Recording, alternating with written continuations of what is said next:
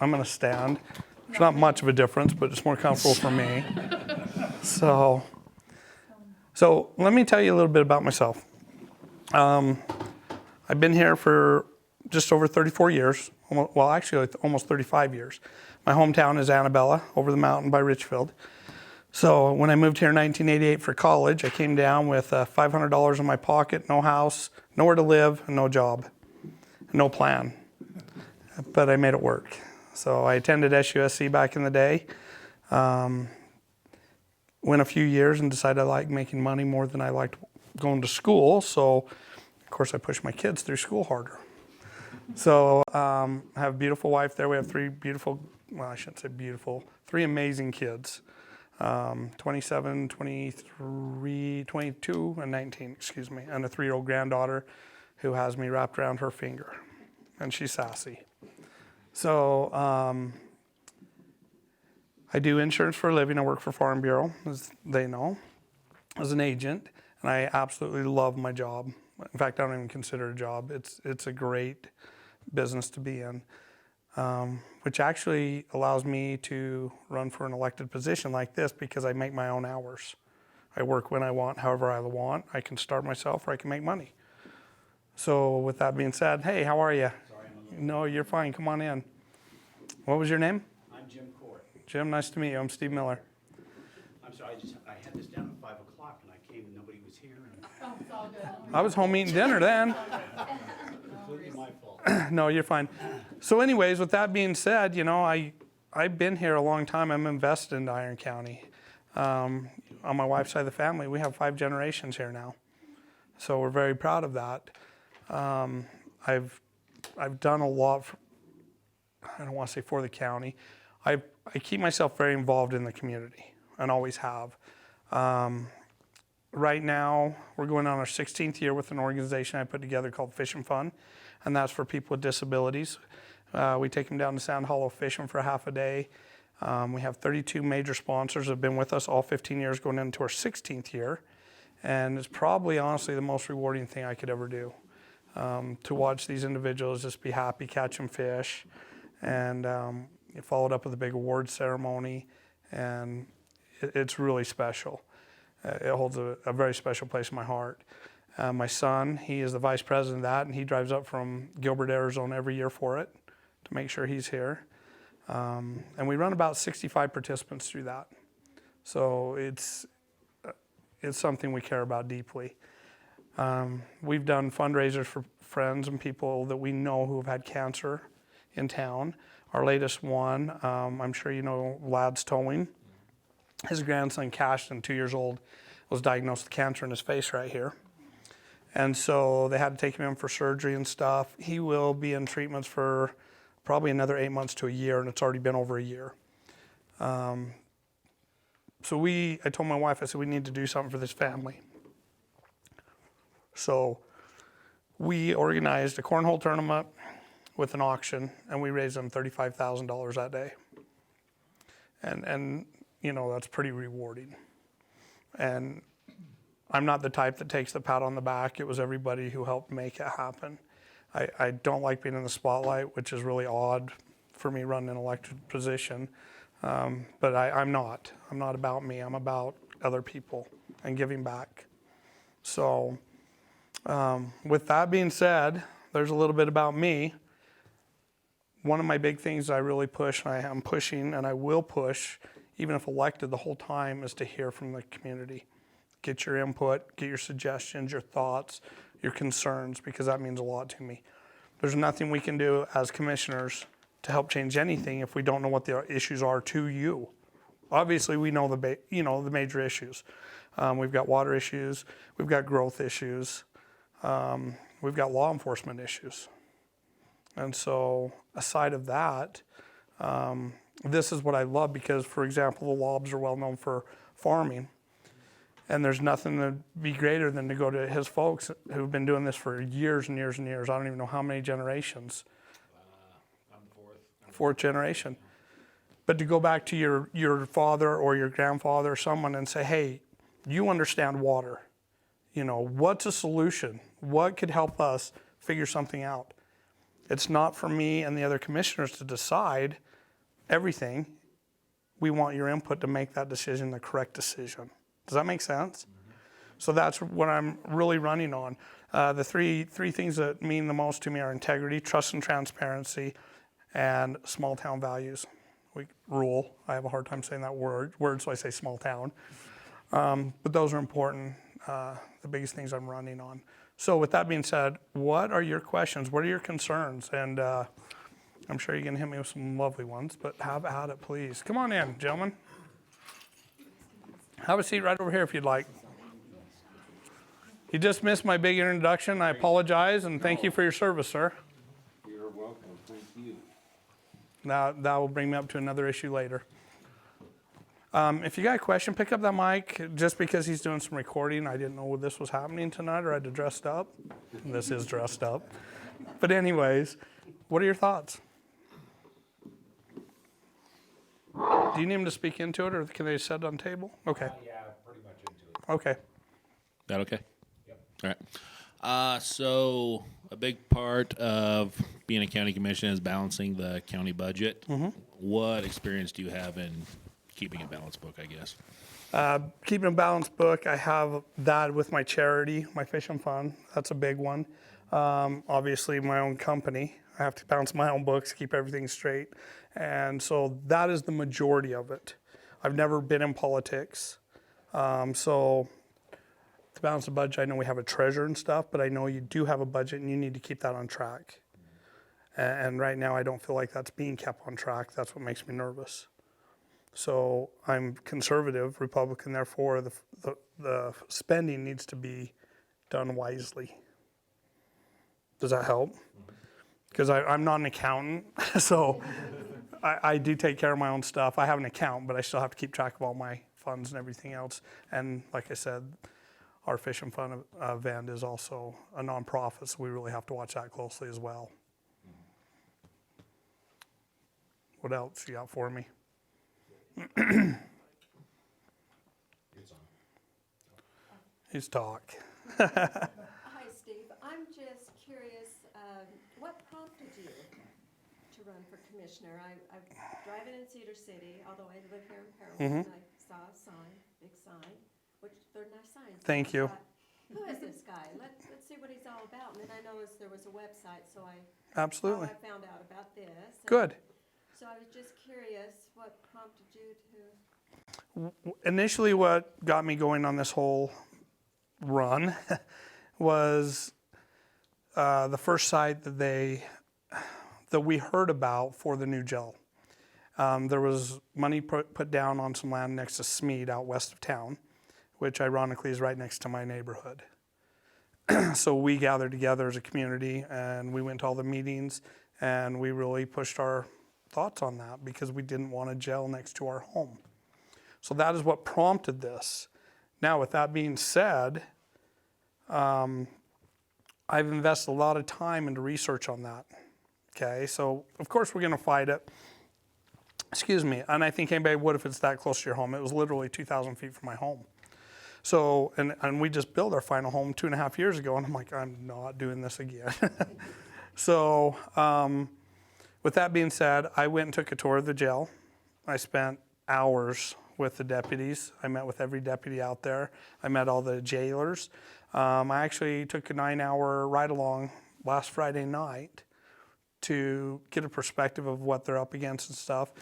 But as I researched this jail and went through it, and I seen that there's no doubt we need a new jail. That thing is run down. They're playing out of room. They're actually putting beds in closets. I went through a room just a little bit smaller than this with 16 women in it because they don't have room that are in jail at this time or at that time. So it was very concerning. And so speaking with the deputies, speaking with the jailers, speaking with the sheriff, I really got an education out of it. And before they made their final decision about 3 weeks before that, I told my wife, I said, you know what, I'm okay if they put it next to us because I get it now. If they put it next to Smead, I can deal with that. One reason, we've got a presence of sheriffs all around us all the time, right? Which is a good thing to have. The facility that they're going to build, if they build the one that they're showing, it's a beautiful facility. it looks like an office building. And then the pod sits in the back, so it's not all chain link and barbed wire and all that stuff. But the education I got out of that helped me understand a lot more about our law enforcement and about our needs for the jail and stuff. So that is what prompted us. That's a long answer, and I apologize. But I've learned very quickly, if you'll take time and educate yourself before you open your mouth sometimes, like I did, then you know what? You'll see the real reason and you'll understand things better. Doesn't mean you're always wrong or right by any means, but I think we all lack education in certain subjects. And I think it's something that we all have to look into.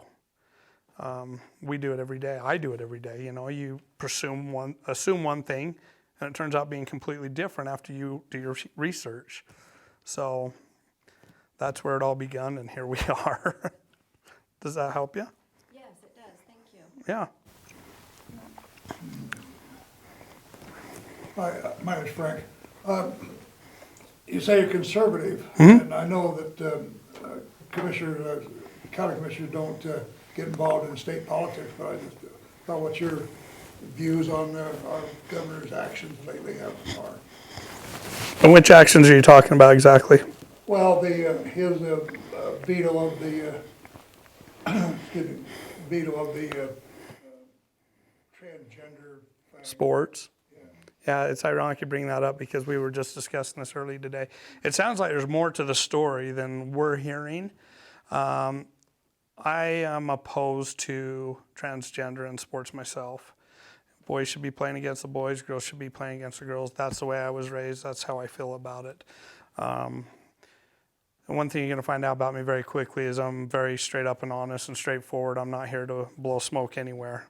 It's not that important to me to be someone I'm not.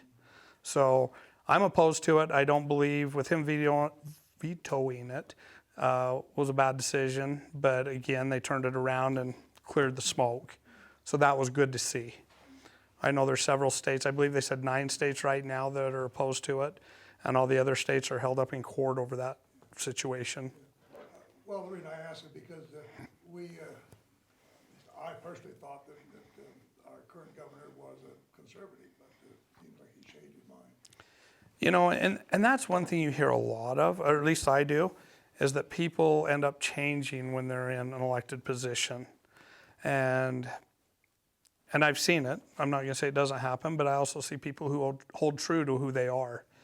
And I've told the gentleman, one of my friends here in Parowan, we were talking the other day, and he said, you know, that worries me about people. And I said, well, I'll tell you what, if you see me change in any way, shape, or form, call me out on it.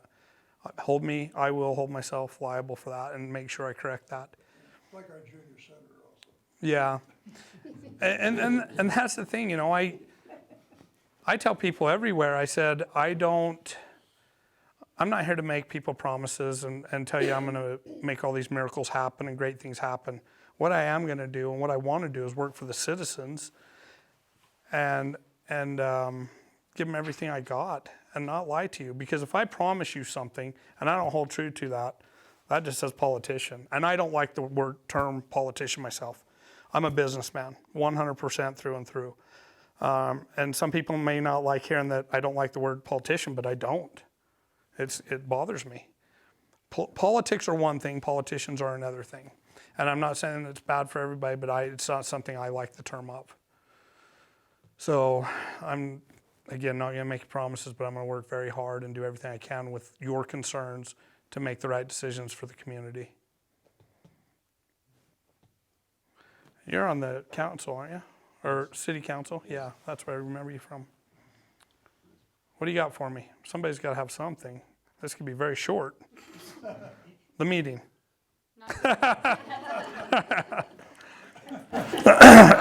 So you're currently running for Paul Cousins' seat. CB. Mm-hmm. Yep.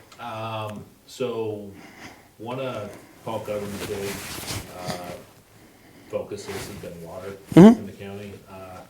It is a big deal. It is. There's a lot of growth going in. Yep. We're in a 7-year drought. Yep. I mean, this year does seem promising, but we need about 8 years of this kind of moisture. Yep. Before we could say we're okay again, which I don't think will ever happen again. But anyway, I guess in regards to that, Paul has done a lot regarding water. Sure. How do you feel you would do a better job? Well, they're 4 years in the process of this pipeline right now? And you're right, there has been a lot done that has been good. They've done a lot of good for what they're doing right now. I think it's the best solution we have right now, but I think we need to take and look at every option possible. I do know the mayor's talked about popping 7 more holes around Cedar City, Pine Valley, down by New Harmony. And I think that's great. I know Enoch has done the process of the willow sticks. They've worked on that as well. And I think that's a great option to look at. But regardless, we need the water. The pipeline right now, like I say, I think it's the best solution we have. It is the only solution we have right now. But I think we need to broaden that and make sure we look at everything. We also need to look at cost. Because if you go punch 7 more holes and they find water, that's great. But this brings up other issues. Who owns that water? How much is it going to cost us to drill all those holes? How much is it going to cost us to get that water? Water's at a prime right now, $35,000 an acre foot. That's a lot of money. And I believe this pipeline is $270 million. Is that correct? And so, either way, it's going to cost us. We need it. There's a flip side to that. With the Pine Valley one, the only thing that does bother me is you can't have your cake and eat it too. But there's going to be some ranchers affected other places with that too. And that scares me. Yeah. Yeah. And even state lines, so I would continue to work very hard on that water project and do whatever we can. I know the commission isn't all about, they're not the full entity on the water. It's the city and the Water Conservancy District, right? So the commission's going to put their part in and help out any way possible, and I would do the same. And they have done good so far. One thing I will tell you right now is I will not say a bad word about my opponent, and I have nothing bad to say about him, and I'm not going to bash on anybody because we're running a very positive campaign, and whatever's been done or hasn't been done, that can be left to the constituents to decide on. And not that you asked that, but I like to throw that out there because it seems like every meeting says, what makes you different or what makes you better? It's not about being different or better. Obviously, yes, there's differences, but I'm going to stay on that high road and just tell you what I want to do. Who's got another question? I wanted to ask you a couple if I could. Absolutely. I've watched your video. I've done a little research on your website and your background. You talked about the jail, and I think your concern with transparency, which you've Yes. promoted as an issue. Yes. I think that came from the jail. Am I right about that? Yes. Could you tell us about what your concerns are there? Well, my concern at the time that started all this is the simple fact that land had money put down on it and everything else, and we as citizens didn't know anything about that until it leaked out. And that's when they started spreading the word that, oh yeah, we purchased, we put money down on this land and everything else. But as a citizen living nearby that, you think you would talk to the community and say, hey, we're looking at this site and we would like your opinion. Yes, can it slow down your process? Absolutely. Can it be fought against? Absolutely. But again, all of me and my neighbors and everyone else, just like the rest of you, have spent our money and invested in a home that we're very protective of, and we don't want that to be put in a bad position, or us. So the transparency I didn't feel like was there for any of us. Does that make sense? Yes, absolutely. Now, I guess my second question kind of connects to your feelings about that. Sure. There's been some talk about the county taking over the Parowan Fairgrounds. Didn't they do that already? And Yeah. I thought they Yeah. did. Okay. I just drove by there, and there's a grader out there scraping the dirt and piling up things. I'm wondering what your feelings are about that and what the intention might be with the county taking that over. And That's the reason good. is because, for example, you say, I don't want a jail next to my house. Well, everybody feels that way. Sure. And you've explained that, and I appreciate that. Yeah. The civil responsibility of having a jail is one thing. Growing the fairgrounds and putting a noisy event in there every weekend for the sake of putting money in county coffers is not quite the same community commitment as having a jail. Sure, Okay? sure. And so I'd like to know what your thoughts are on that. Sure. I don't know a whole lot about it. This gentleman right here on the council probably know a lot more than I would about. I do know that it was taken over by the county, from my understanding. And yeah, they're supposed to be expanding it, making it bigger. It did need to be revamped to a great degree. There's no doubt about that. I don't know if they're going to have events every night or every weekend, excuse me. I don't know their schedules on or anything like that. But I can see where it's going to be a concern for the people who live near it. You know, you've got your noise, you've got people pulling in your driveways, parking on your driveways, parking in front of your house. So that's always a concern. I wish I had more to add, but I don't know enough about the fairgrounds being expanded. I know it's happening. How big it's going to be and what events they've got planned, I don't know all that right now. Honestly, nobody's even brought that to my attention. Well, and But it's a that's- good question because you live right here. And that's why I bring it up. Yeah. I'm not really looking for you to tell me what you would do about it, but you know, when you started your comments here, you said, tell me what your issues are. Yeah, so that no, and that's can what I take wanna them to know. council. Yeah. And that's a concern. Yeah. And so now you're aware of it. You know, we have demolition derbies out there. Sure. And concerts and things like that. And that's all fine and good. We knew that was gonna happen Yeah. When you move there. when we moved out there. Yeah. But now that it's under new management, if somebody who lives in Cedar City says, we could make a lot of money by scheduling something every weekend, that gets a little tiresome after a while. Yeah. So I would just wanted you to know, that's a concern of mine. Oh, absolutely. And you know, maybe the one thing they could look at, of course, it's going to take some money, and again, as a councilman, you might know a lot more than I do, but you know, maybe that is a point where you put up a block wall for separation for the homes or something like that. I don't know. There's got to be ways to help with that, and obviously, I know that they try to practice how late you can be going. Right. You know, in they're- respect to the and they're people that pretty live good about nearby. Yeah, that's something I'm glad you bring to my attention because I honestly hadn't even thought about that one. I did drive out there a few weeks ago and look when I was at county commission up here, at city council one night and stuff, and rode out and looked at it, and I don't even know how much money they're putting in there, but I know they're putting quite a bit in there. I think they're putting a bunch more bleachers and stuff, aren't they, sir? And if it needs to be bigger, that's all fine and good. It's just, I don't want somebody who's not gonna be impacted by it making decisions on I turning agree. that into a revenue stream for the county when it's gonna be really annoying to all the people who live around there. Yeah, and I understand that, Basically and that's next to a something. high school, and Yeah. you know, I didn't mind the cheering at the football games, but when they're blaring the hip hop music, Mm-hmm. screaming profanities over the PA system, that gets a little old. No, and I agree. I do know that Russell Reber now has a bunch of land out off of Lund Highway, and he has a big concert hall, a big swimming slide, all this stuff. And I know they're holding a lot of concerts and stuff out there, which is really cool because it's clear away from everybody.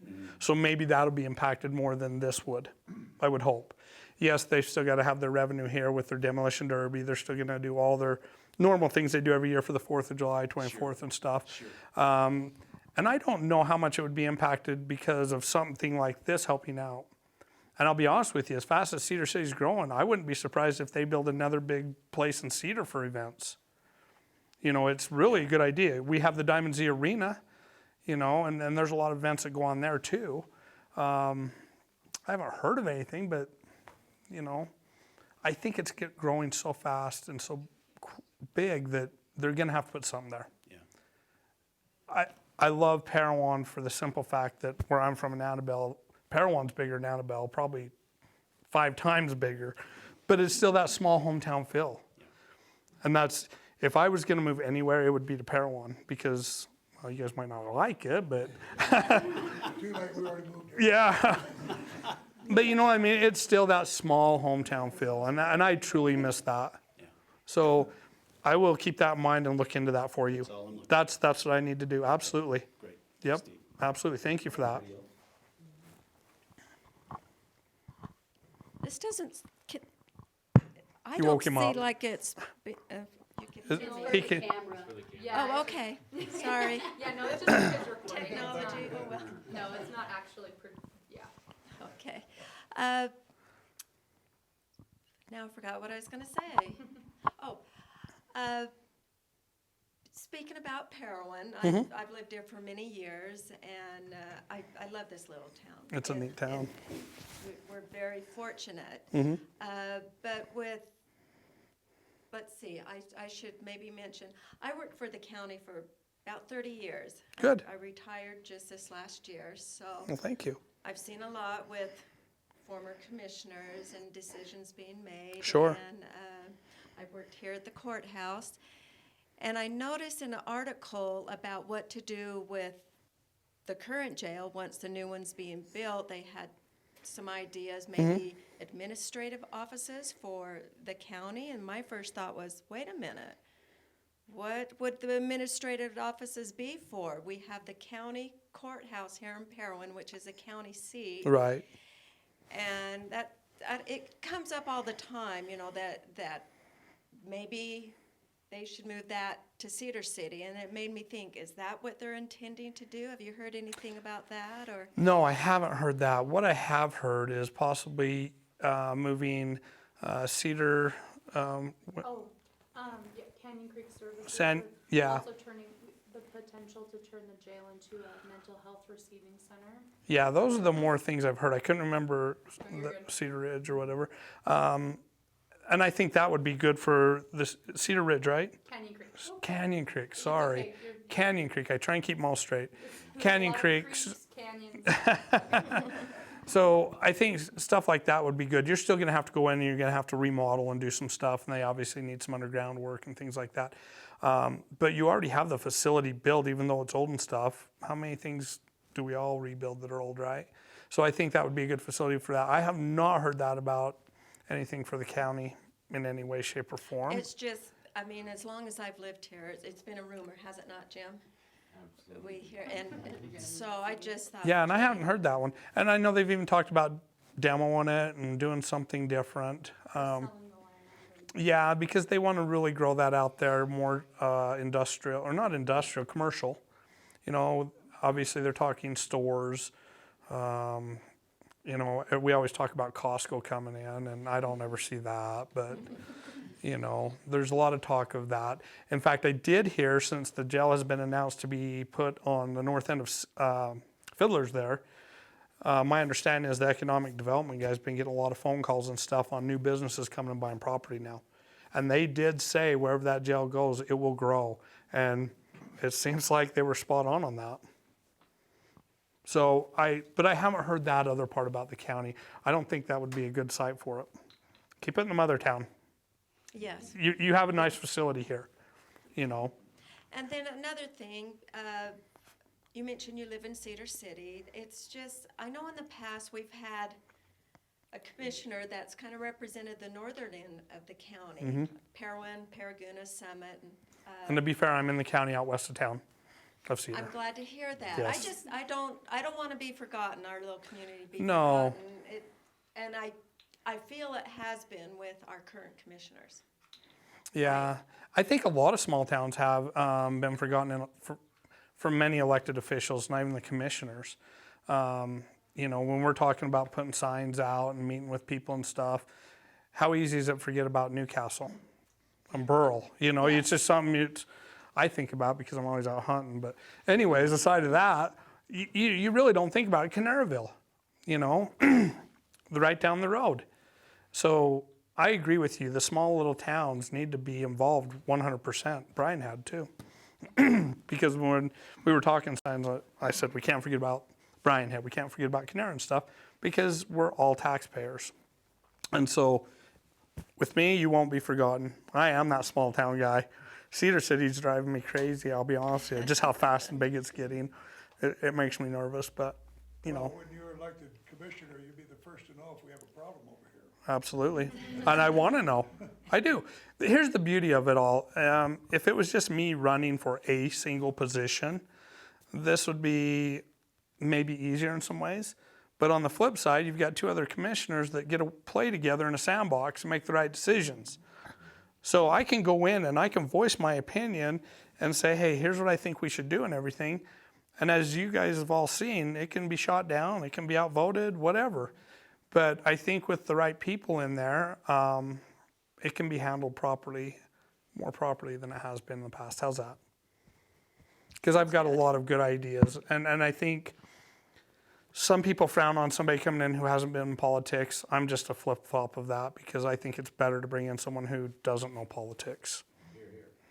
Too many politicians in the world already. Yes, yes. So that's, I do get a lot of positive feed about that too. And, I will say this, the community's been very generous to me over the whole thing. Being here 34 years, I feel like I know a lot of people throughout the valley.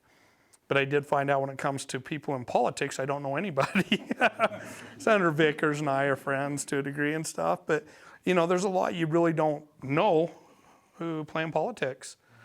As a normal Joe like myself, I don't know very many at all. And I'm okay with that. So the beauty of this too, and I'm jumping off track a little bit, is just so everybody understands, I have nothing to gain from this. When a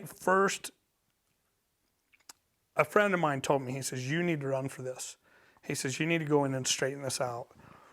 And I said, no, absolutely not. And then I went home, my brain started working. I'm like, wait a minute. So a few days later, I said to my wife, I said, my buddy, and he gets an earful every time I see him. I said, what do you think about this to my wife? I said, here's the deal. And she goes, well, I know you're a person that doesn't like to sit back and complain about it. You want to be involved and help with the solutions. She says, I think you should go for it. I said, you do realize our private life's gone. We're exposed to everything, whatever. And she said, what do we have to hide? She goes, we have nothing to hide. We have nothing to gain. With that being said, I don't own a farm. And I say this only because I can't benefit from it, okay? I don't own a farm. I don't own a ranch. I own an acre piece of property with a home on it, our vehicles, and a side-by-side. You know what I mean? So there's nothing for me to gain except for one thing, serving the public. And I think that has been turned around where the public works for the commission. And it needs to be turned around where the commission works for the public like it was intended to be the first place. So, and to add one more thing to that, when I talked to my wife and she put her foot on the throttle, it was like 3 weeks before I even realized it was a paid position. I thought it was all volunteer. And then somebody goes, how much do they make? And I said, what do you mean, what do they make? They don't make anything. And they were like, yeah, they do. And I was like, oh, okay. I didn't know that. So, I think I came into it with the right heart, and my heart's going to stay in the right place. I am just a small town guy, and this is what I love, is just we have an amazing community all around us. We've seen it in the floods. We've seen people step up. We've seen anything, any devastation. This community pulls together fast. And even the people that don't like each other and stuff, you see them work together, and it's pretty amazing. So I give them that. I kind of got off track from what you asked me, but did I answer your question? Yes, you did. Okay. Thank you. Sorry, I kind of get rambling once in a while. Who else has a question? Come on, you've got to have some. You know more about this place. You're like, finally, I don't have to talk, right? That's one thing I won't do either. Well, I'll always take a stance for the people, so there shouldn't be anything to defend on my end. Well, and even if you don't have a question, just like this gentleman shared concerns about the fairgrounds, if there's anything you just want Steve to know, that would be. Yeah. I've had every question thrown at me that I couldn't even imagine.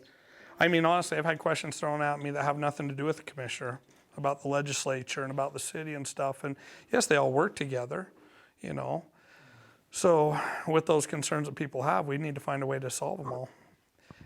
But with that being said, you have to be, and when I say I want to hear your concerns and stuff, it doesn't mean we can do everything everybody wants. Because if we will do everything that the community wants, we're looking at socialism. So we have to, it's still that fine line. But we need to listen to your concerns and help address those and make them right. Go ahead. I will say, as a member of the Farm Bureau, the current commissioners have made a big effort to be at most of our meetings, to have a presence, which has been huge for us as farmers and ranchers, and something we've really appreciated and would hope to see continue throughout new commissions. So no, and I agree, and I haven't been to as many as I should have been lately. But they have, I mean, the mayor's been there, the commissioner's been there. In fact, all the commissioners were there a few weeks ago. And I was like, wow, do I feel outnumbered right now? But it is good to have, for them to have a presence there, you know, and I agree with you at the Federation meeting. So with our company at the Federation meeting, they do a lot for the community as well. So it's always another way to be involved. Yes, I will be there. Perfect. I like I said, I haven't been to as many as I should. Right now I'm trying to bounce and hit every commission meeting, every city council, every Rotary, Chamber of Commerce, and run my job. But that's the beauty of it, is I can still do my job. What else you got? Oh no, we're not giving up that easy. Someone just needs to bring up the Parowan pool. That'll bring some. Hey, look at him, you just ran him out. I was at that city council meeting. I don't know if you remember. I was there for Canyon Creek and doing a presentation. And I was like, dang, these people care about their pool. And listen, You know, if there's some, sorry if I sit down. If there's some valuable things I've learned in the last few months, if nothing else, is I've had the opportunity and taken the time to go visit the CJC. Do any of you know what that is? Okay, Children's Justice. I was ignorant to all that because I've never had somebody close to me involved with any reason for them to be there. And you want to talk about people that really give a lot for probably little wages, and the same with her profession at Canyon Creek. You know, there's a lot of good things that happen here, and like I say, to see that was eye-opening. I'll bring up something else that's very eye-opening since you don't have any questions for a minute, and if you do, just interrupt me, please. How many of you know, well, let me ask you this, because law enforcement's very heavy on my list. Okay, it's in my top 3, 100%. We are the 3rd poorest county in the state. Did you know that? I did not. Yeah, we are. 3rd poorest county in the state. and we have been for several years. How many sheriff deputies do you think are on duty patrolling the whole county in a 12-hour shift? Close. 2. In the whole county. This isn't a small county. Do you know why we only have 2? Because we can't pay our sheriff deputies enough money to keep them, which means we have no retention. Here's some simple facts. And like I said, I've spent a lot of time with them the last couple months. If you have 2 on patrol at night and somebody gets called out to Burl, and we all know Burl's got some shady places, right? Gets called out to Burl. Am I right, though? There are some shady places. I was just out there the other night. I decided a long time ago, unless you're a native of Burl, you don't move there unless you're hiding or crazy. Yeah, right. And I agree. No, the people who live out there don't want to be. Yeah, they don't want to be They bothered. don't want to be bothered. But let's say this sheriff deputy heads out, man or woman, because I know of 2 women that are deputies there. They just brought a new one on. And something goes south, and they need backup. There's another deputy in town, because they're doing the best they can to cover everywhere. And they're also backing up Highway Patrol, Cedar City Police Department, Parowan Police Department, Enoch Police Department, okay? It's going to take them at least, and Brian Head, it's going to take them a minimum 40, 45 minutes to get there, and that's cruising. We have a problem with that. That's not good. So it takes $100,000 to the first year to get a deputy ready to go out on the streets. $100,000. And what happens is they get trained, they're there a couple of years, and Parowan City's paying higher wages, Cedar City's paying higher wages, Highway Patrolmen's. I can't blame them for leaving, but it's killing us as taxpayers. Because then we start over with another 100,000, then we start over with another 100,000. I'm glad that Parowan's paying higher, and Enix paying higher, and Cedar City Police Department and Highway Patrol. I'm glad they're paying higher. These men and women need to be paid well. We need to keep them there. These are people protecting us, even the fire department as well. When do we need them? Or let me rephrase that. When do we think about them? Only when we need them. Emergencies. That's it. Otherwise, we don't think about them, and that's tragic. I know the SWAT team guys spend a lot of their own personal money to buy their own gear because it's their life on the line. That's sad. They don't have a structured pay system. They don't know when they retire in 30 years, it still can be the same as it is right now because there's no structure in there. Same with the road department, there's no structure. This needs to change. They make an average of $30,000 to $35,000 a year. I'm not wealthy by any means, but I'll tell you what, $30,000, $35,000 a year is not enough for me to put my life on the line every night or every day. It's not. But if we can build that retention, we can pay them more because guess what? We're saving this $100,000 all the time of training new people, and we can pay them more. We don't need to raise taxes. We can find ways like that to make pay happen. I've got sheriffs or deputies, lieutenants and stuff in there right now. I've been there over 20 years. Do you know what they can retire with? You know what the retirement pay will be at the end of this? 35% of their wages, their highest paid wages. I wouldn't do it. I'm not there. I mean, they do it because they care, because they love what they do. There's a jailer out there that lives in his vehicle because he cannot afford to buy a home or rent a place in Cedar City. You want to talk about people sacrificing?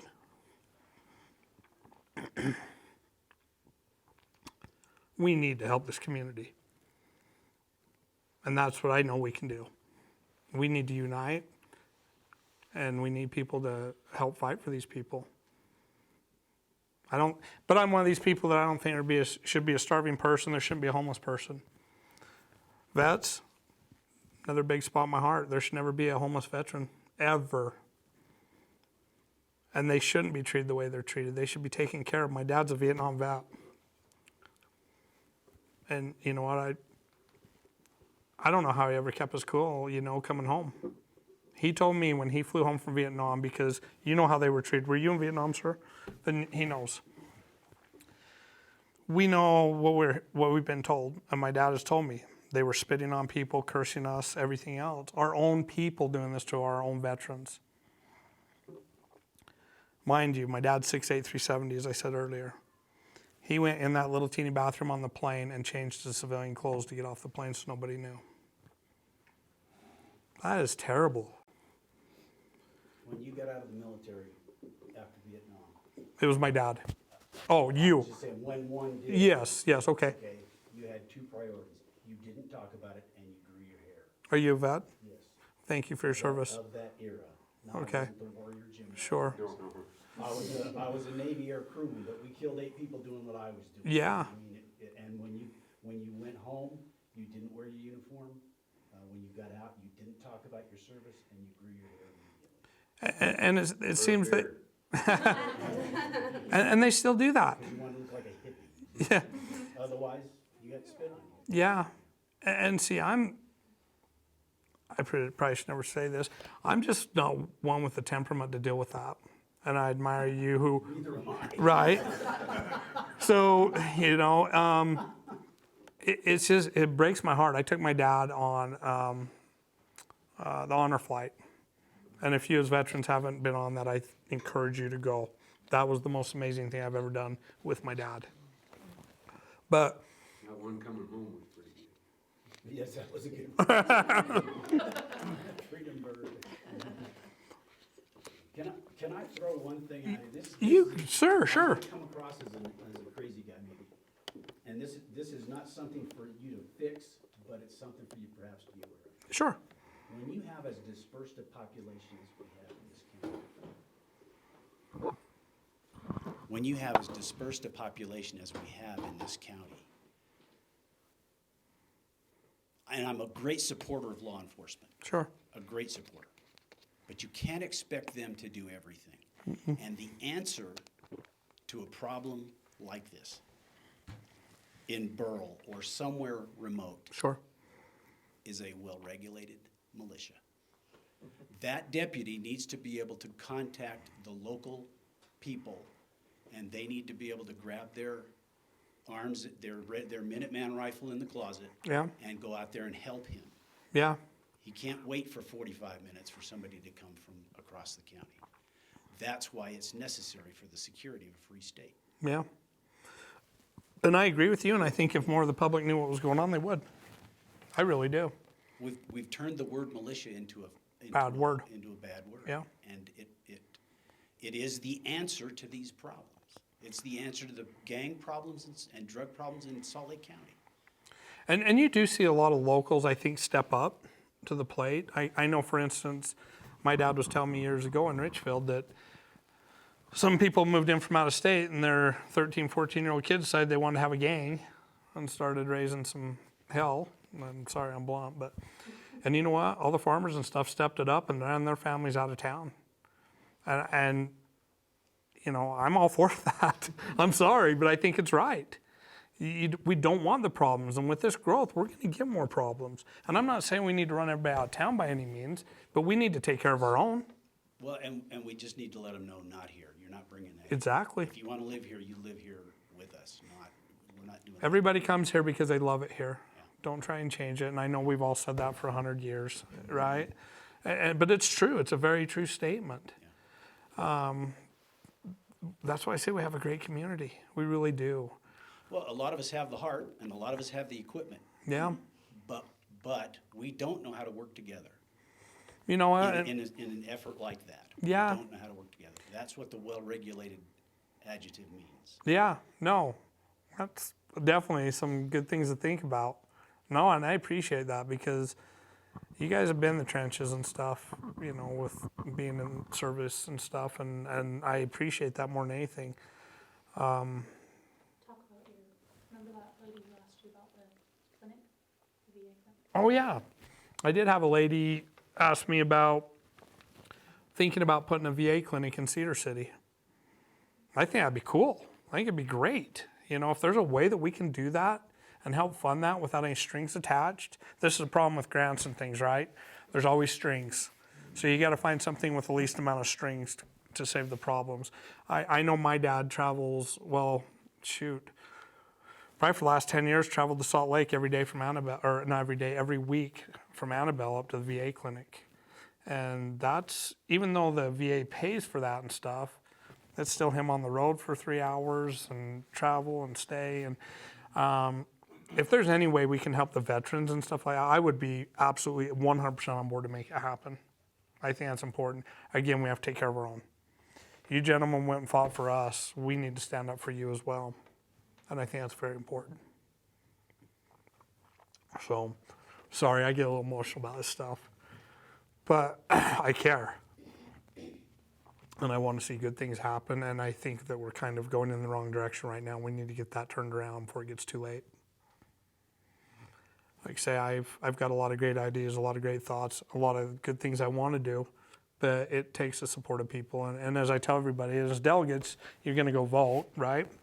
The general public, I have to remind them, you can support me all you want, and you can tell me all you want, and feel good about yourself, but when it comes down to Judgment Day, you got to go vote. That's your voice. If you want change, you change it. If you don't vote. But don't complain to me when nothing changes because you didn't voice your opinion. So... got on a little soapbox there, sorry. What else you got for me? I got one for you. Okay. I'm 5'5", I told you earlier. So we're seeing housing costs go through the roof in Iron County. And some of that is from outside, but some of it's from folks coming from the north to the south, and just the demand of young people getting older and growing up and wanting to stay in this community. And so what solutions do you have for dealing with these rising costs of housing and making it more affordable, and looking into that issue, and how would you deal with it? You know, this is a very fine line you walk as a commissioner or as a mayor or as anybody, I feel, because I don't like government. I don't like government overreach. So I like a minimal government. But for example, if you have a development that you want to go ahead and develop and you're going to make a ton of money, you have that right, right? If I want to rent a house, I have the right to set that whatever I want to charge. So you have to be very careful on how to do it, but there has to be a manageable plan put in place to make it more feasible, because we all want our kids or grandkids to stay here. You've got 4 or 5 generations here, right? You want them to stay. And if you don't own that home or that property already, it's very difficult for them. So I think that we need to somehow put together a managed plan to make it, to correct itself. My biggest issue with all this growth right now is the no water. And I know I'm not getting away from your question, but you're going to build 10,000 more homes in Cedar City this year. Where's the water coming from? We're already lacking. You know, when does it come to a point that we quit taking away from the people and something else has to give here? You know, so as far as managing that, like I say, it's a very fine line, and there needs to be a plan put in place, and what that plan would be at this point in time, I'm not sure, because I don't want to overreach too many boundaries, but at the same time, there has to be a cost to saving things, you know, to get the prices back down. But you're right, law move-ins, they can come in here and they can just spend that cash and pay whatever price they're going to pay. I mean, they can come up to your farm and say, hey, we'll give you $5 million, and you guys are going to go, ooh, well, maybe, but maybe not, right? But you know what I mean? Money speaks, and what you see happen more and more is these farmers and ranchers, the kids, as they grow up and the parents die and stuff, then the kids don't want to farm anymore. In some situations, I know your family's very heavy into it, but somebody throws them a lot of money, they're out, you know, and here we have our developments and stuff. But I don't have the perfect solution for that right now, but we've got to find a way to manage it. And I wish I had a perfect answer. I still have a fire hose in my mouth trying to figure this all out. So I know I didn't answer you 100%, but. We talked a little bit too about impact fees at the ENIC. Yeah, that's true. I know that Cedar City's saying that they put $24,000 fees on every new house being purchased or built. And then they've got the $10,000 impact fees. So this $24,000 is supposed to help pay for water. Which I get it, but I still wonder where that water comes from when you go develop land. Where do you get all your water from all of a sudden to put 100 homes on or whatever? I don't know. But they're saying that they're putting these fees in there. And I think if you stack those high enough for people who want to move in, maybe we jump up to $50,000 plus your $20,000 impact fees. Maybe we're getting discouraged a little bit of this growth and bring things back down. I did forget about that. Thank you. No, it's what I just was thinking. But those impact fees could definitely help us, I think, keep the growth from going so fast. Does that make sense? So that's a possibility. You guys out? We have another meeting. Well, thank you for coming. It was good to see both of you. I'm sure we'll see you at the next Federation meeting. Is that tomorrow night? No. Oh. Convention. Oh, convention. Yeah, I'll see you tomorrow night. I got so many meetings, I forgot it was convention. Who's got more for me? Well, I just noticed over the years, the past. Get that mic right there. You're okay. Just a side note, that over the past 5 or 6 years, you see more and more pieces of property going up for sale. As the prices go up, then the people say, okay, that's too much, I'm on all I can get out of it, so they keep going up and people keep buying them. Well, and that's a problem right now. It doesn't matter what you ask, people will pay it. I mean, literally pay it. It's amazing to me to watch. I can tell you right now in the insurance business, replacement costs on homes right now shot out the roof. You know, you might have had a $500,000 home 3 years ago. Now it's almost $1 million to cover that home because of the growth and everything else and supply and demand and, you know, trying to get all the lumber here and everything else you need. I mean, let's be honest. You look at plywood and stuff. What is it, $50 a sheet for a 1/2 inch? That's ridiculous. We used to pay $9 a sheet. I know this because I'm putting signs up. Keenly aware. Yeah. You know, so it's all a big issue, but I'm going to save a little bit for this for tomorrow night, to be honest with you. I'm not going to let everything out right now. But to give you some answers, there's just got to be some plans put in place. Instead of, where I'm new into this, it can't always be about the money. It's got to be about what's right for the people too. I'm really not that thrilled about 10,000 homes coming into Cedar City alone. I don't know how many are projected to go in the county. That I haven't checked on.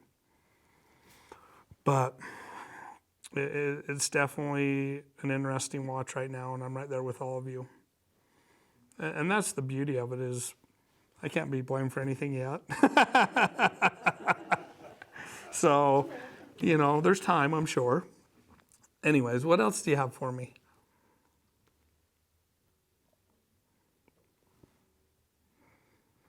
You got to have something, bud. No? No. You're pleading the fifth as well? Oh, good. I know you have a question for me. Do I? Sure. I hope so.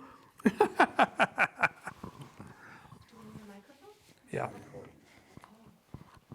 Yeah, Channel 2 News. No, I'm just kidding. Well, tell me how you feel about preserving agricultural land in Iron I'm County. 100% for preserving it. I want to keep the agriculture land here. This is what's hard with me, growth. I've expressed that all night. I come from a farm country, and that's what I love. Currently, me and my wife have farmland right across the street from our house. Now 2 fields over, they're starting to develop. I'm just like, oh, it was so peaceful. So nice. I'm 100% for keeping agriculture here, though, the best we can. They ruined that in Enoch. We came through here in 80. I think it was 64 or 65. And if you drove up the freeway, they were part of it built, part of it wasn't. So you drive up there, and over in the Enoch Valley, there was a clump of trees, about 3 or 4 clumps of trees out there, and that's all that was out there. And one farmer was selling 80 acres at a time for $200 an acre. And I didn't have any money, so I didn't buy any. Wish I would have, but and now look at the place. Well, but that brings up an interesting point. If you'd have bought that land for that now, would you have sold it now to make money? Of course. Well, there you go. There's your problem. Right? And again, I don't know how we keep it. We were just talking about this before you came in a little bit, and the simple fact that as generations grow up and they don't want to farm anymore and they can make a lot of money as a family, they get out. I wish there was a way we could just preserve it, because it is vital to our area. I know when my son was young, me and my wife had been divorced, and he lived up north with her for a little while, and I remember him coming home one weekend, he says, kids are dumb. He was like in 4th grade, and I said, what do you mean they're dumb? Be nice. He said, do you know where they think eggs come from? And I said, where? He said, Walmart. He says, do you know where they think hamburgers come from? I said, where? He goes, Walmart. This is what we do. We raise beef. We grow alfalfa.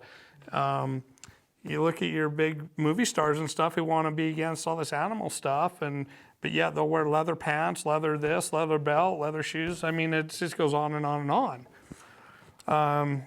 I don't know how we're going to keep it. That comes ultimately down to the owners of the property. Around here, you guys are in pretty good shape, because I know a lot of people are holding on to everything they can, and ultimately will. You've got the Rhodes, Matt Rhodes. I mean, he's got 5 generations on some properties and stuff. So I think you're a little safer over here than we are over in the Cedar area. I just hope they don't sell off. Unfortunately, money talks. But I'm 100% for it. I just learned the other night, I hadn't heard about pig farms wanting to come over into Iron County now. Have you heard about that one? And see, I hadn't really heard about that. That one concerns me. Again, we're back to water issues. That was the big problem when it went into Beaver County. So I don't want the smell and stuff. I get the pig part, but I don't want it here in Iron County. Let's be honest. I'd rather have 1 million pigs than 1 million people. Yeah, there you go. That I agree with. At least we can truck them out every day. No, yeah, that's a good statement. What else do you have for me? Here you go. Thank you. Are you done? Yeah, we're. Thank you for coming. Thank I you very appreciate you, much for gentlemen. coming over. Yes, thank you. Now you can talk about the pool. Now that I'm leaving. Have a good night. I'm sure I'll see you over at council meeting soon. You bet. See you tomorrow night too. Okay, thank you. Yeah, there's another interesting one tomorrow night, my first convention. That ought to be interesting. We'll see you over there. Huh? We'll see you over there. I'll be the short one. Stand up on the stage, I guess. Right over your head. Yeah. Well, I've got a few tricks up my sleeve I've already thought of. Don't worry about it. Yeah, that's going to be fun. I've yet to speak at a convention, so this should be interesting. As you can see, I'm not real well polished and stuff, and that's okay with me. I don't want to be well polished. I am who I am. So I just hope I give a good enough talk for everybody. And 6 minutes seems like a long time, but it goes by so fast. I have so much more to say than what I have written down. They're like, well, you're 10 minutes. I'm like, oh, what do I got to cut out? You know, because I do care about this community. So, and I appreciate all of your input very much so, and being a veteran and stuff. Like I say, there's so many good people here. There really is. I love this place. That's what's kept me here for almost 35 years now. And we got two of our 3 kids left, and that sucks, but it is what it is. They're making good money, but Yeah, but after they all leave, you get to what? I don't know what you're gonna say. You get to rediscover your wife. yeah. Well, we looked at each other when all the kids were gone and said, what do we do now?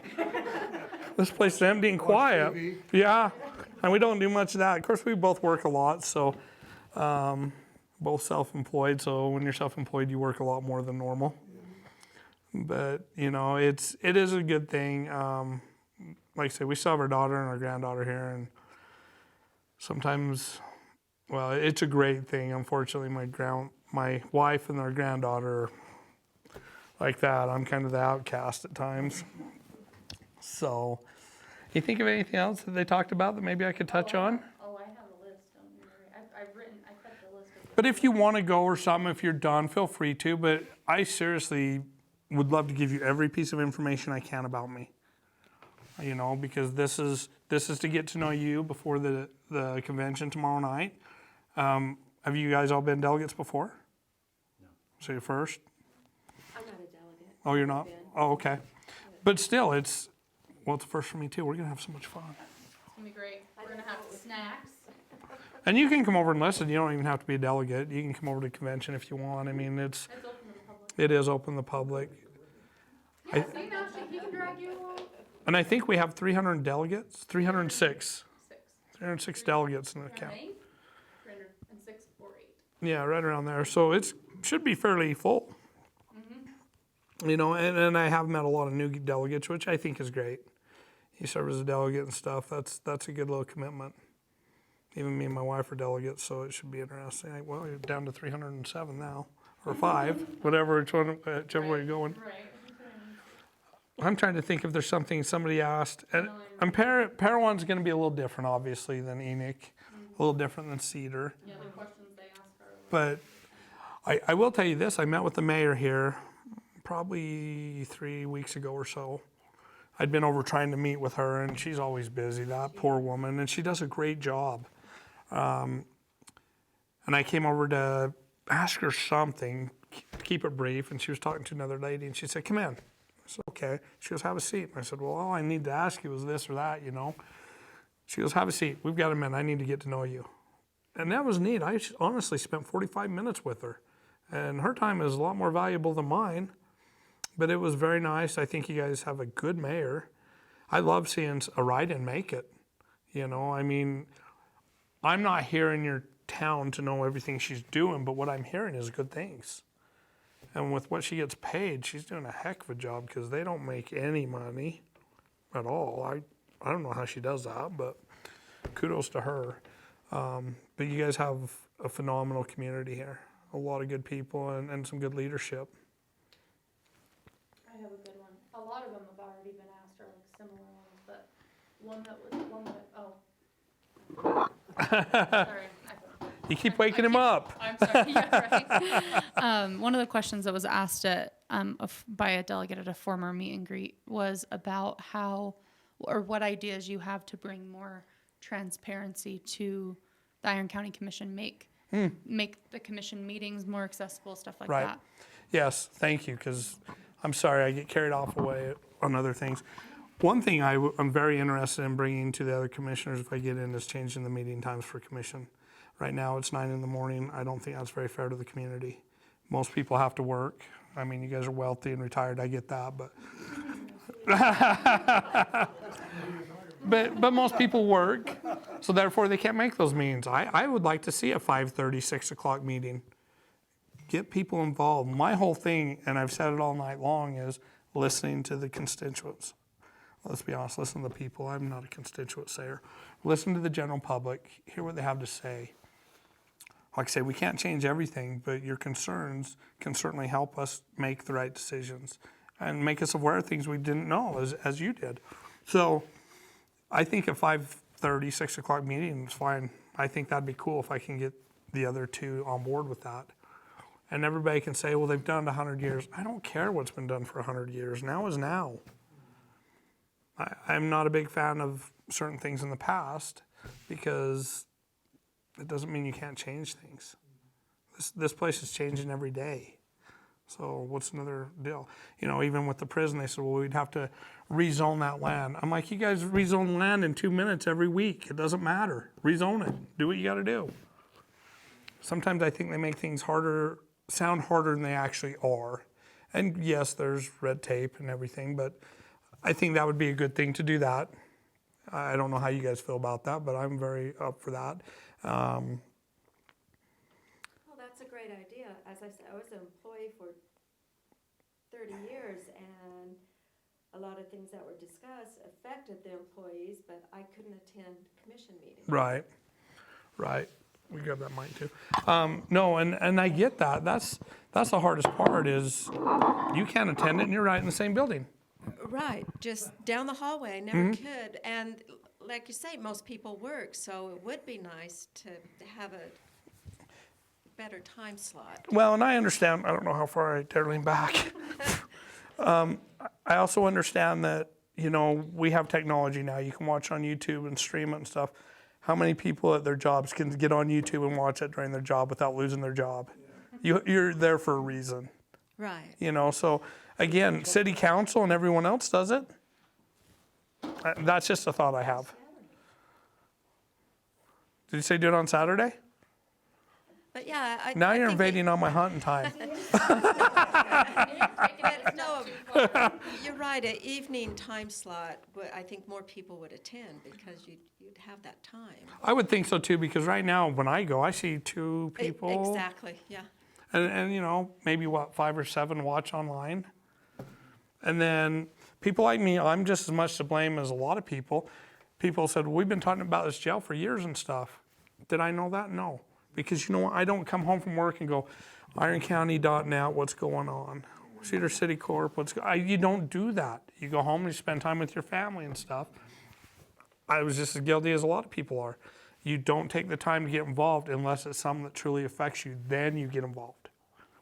But if we can make it like city council where people that want to be involved are there in the evenings, do the same thing with the commission. I think it'd be a great idea. You know, some may like it, some may not. And again, I'd have to work with 2 other commissioners and make that happen. But 2 to 1 vote always makes it, right? I like what you said about the law enforcement. And it's sad what they offer the deputies for the county. I've seen that when there's a position opened, and I remember looking down at the wage, and I thought, who would do this? It's crazy. You can't survive. It was really sad. So it would be nice if they could bring those wages up and retain the deputies. We need retention. We need a structure pay there. Every job I've ever known about, you get paid for what you're worth. We'll start you out at this amount, but as you improve and do better, we'll give you more money, right? They don't even have that structure there. They don't. So they just look down a tunnel and go, Okay, I'm making $22 an hour. In 20 years, I can be making $22 an hour. Who wants that job? If you're not appreciated and rewarded for your hard work, why do you want to do it? And they're at a job where they're risking their lives every day. Yeah, it's, Granted, we're not LA or something, but it doesn't matter. You're in danger enough driving all day, right? right. We've all seen that these brand new vehicles that come out blinkers are optional now. I didn't know that. Now I know. You can buy a $100,000 truck, it doesn't have blinkers. Okay. Nobody uses them where I'm going with that. So, anyways, yeah, it is a big concern. And I know highway patrolmen, they're like at $42 to $49 an hour, as they should be. I will never complain a law enforcement, a fireman, a first responder making too much money, because they go through a lot more training and stuff than most of us do for anything. I try to avoid an interface with the law enforcement officers if I can. You know, I actually had a gentleman at a meet and greet the other night that he wasn't for this idea at all. He said, no, I don't need more law enforcement. And to each their own. I see it completely different. It's not that we need a whole bunch more law enforcement. We just need to get law enforcement and get that retention and keep them there. Realistically, 5 to 6 deputies on duty every 12-hour shift is ideal for that position. And that's coming straight from the deputies' mouths talking to them. You know, so, and that's why I put so much time into going on ride-alongs and stuff. It wasn't a busy night when I went last Friday, unfortunately. I guess that's good, but in reality, it wasn't to a degree, but it gave me a lot of one-on-one time with these people. And at 10:30, I said, you know what, if you want to take me back, I'll head out about 10. And like 10:15, he gets a call to Burl. He goes, you want to go? I'm like, let's go. You know, we took off. I'm like, kick all those lights on, let's boogie. So, you know, we get out there, and it was really weird, because I'm just going to tell you a story to give you, so you kind of understand this. A gentleman called for somebody coming up with their lights off in their yard, got out of their car and stuff. He had kicked an individual off his property that week. So he figured this was the guy coming back to retaliate. Come in with no lights and everything, described the car and everything. So we're heading out, we're trying to get information. And we fly down on this road, and he goes, oh, that was the road right there. So he flips around, we turn, and we kick our headlights over, and there's that car sitting there with the windshield all busted up, all the windows broken out of the car. So he kind of pulls up and backs up. And I'm like, okay, this is getting real. This is getting a little real. So I grab one of his flashlights, and I'm looking, it's all sagebrush around. And I'm a hunter, and believe me, I know sagebrush. So I'm sitting there looking, just keeping my eyes open. Your heart starts beating a little bit. He has to go look in the car to make sure there's nobody in there hurt or anything. And there's nobody in the vehicle. So he comes back and says, there's nobody there. And I said, well, we can check for tracks and stuff. Anyways, another sheriff came to back us up and that. But you want to talk about getting your blood pumping a little bit, because you're literally out in the middle of nowhere. And if there is a bad guy out there, he's hiding in that sagebrush, you have no idea where. You're a sitting duck. So that's the reality of their job. Now you have to tell us what happened. What's that? Now you have to tell us what happened. You know what? So we never did find that gentleman. They ran the plates. They knew he was in another car somewhere in Nevada or something. So they were looking for him, but we never did find him. Would have kind of been cool to see some action, you know, but, you know, we pulled over another car for DUI, and they really weren't drunk at all. They hadn't been drinking. They were just out driving around, weaving down the road, you know. Yeah, it could have been that. That's the worst thing ever. A few traffic stops, so it wasn't real interesting, but at the same time, it's real time with real people. And when you hear what they go through on a daily basis, it's really sad. They need new shotguns. They need this. They need that.